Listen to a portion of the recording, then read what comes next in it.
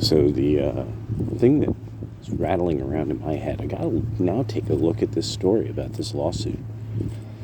27 states are like, about 23andMe's data. So now, and I'm just wondering if any of you are hearing about this. Like that this is still bouncing around in legalities.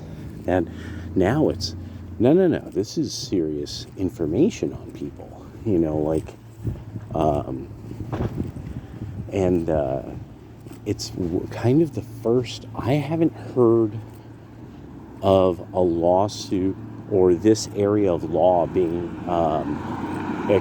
litigated this much yet. But also, I don't know.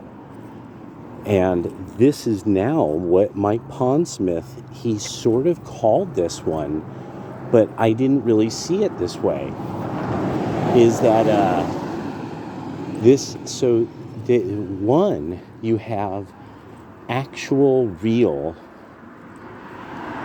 personal genetic data of real people, and you have a library of it. So you have a data pool, as Pondsmith posited it, and that this is a data pool worth this much money. That's one. You get this data pool. Two, it's the thing of the genetic aspect of it.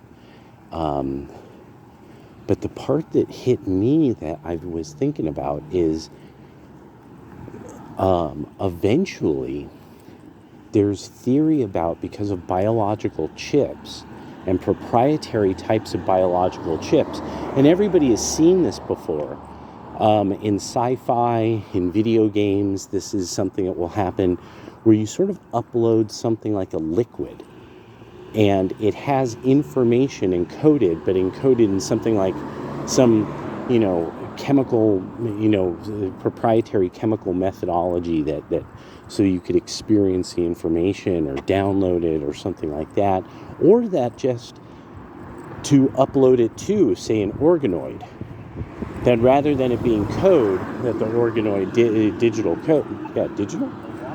I don't think I'm getting that right, that field, but code, it's actually something biological in nature that has like a tremendous amount of programming information, but it would probably be proprietary. It would probably be something doesn't harm the circuitry, and that's built for it. It's literally bred for it.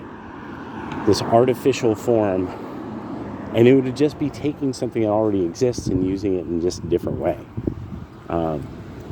Because nature already is exceedingly well designed.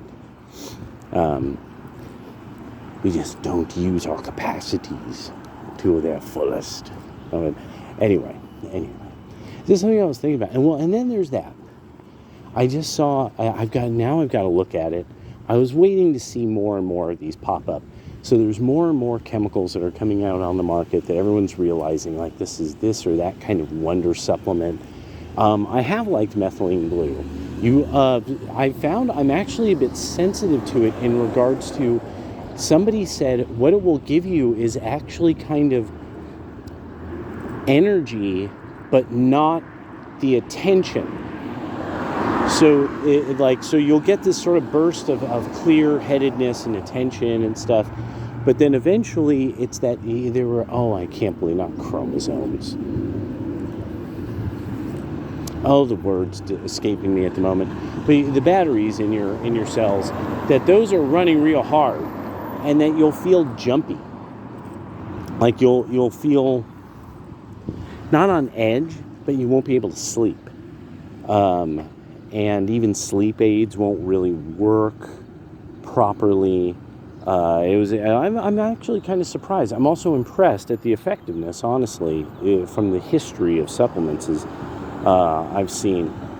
So there's other wonder drugs that are supposedly coming out that are supposed to like kind of mimic the way steroids would work, but they aren't steroids.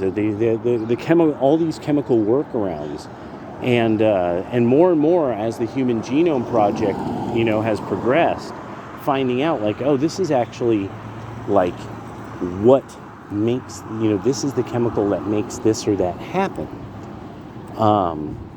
And so it's going to be kind of interesting to see, because there was a very short-lived, I don't know even know how to find it.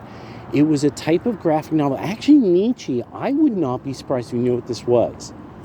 So late 80s, early 90s, real crazy rough style, maybe a Mills and O'Neill thing. It probably was British, is the reason why I don't know French or British, but I'm thinking it's British.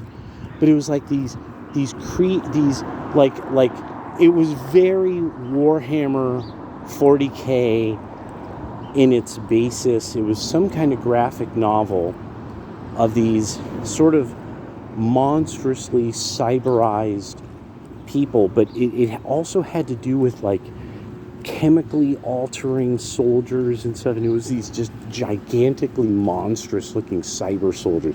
It was way 80s. I don't even remember what it was called. It was, dang, I don't even know how to look for that. But yeah, it's, it just kind of makes me think about that. Yeah. And then martial law in that world that Mills and O'Neill created. That was pretty awesome too. All right. Talk to you guys later.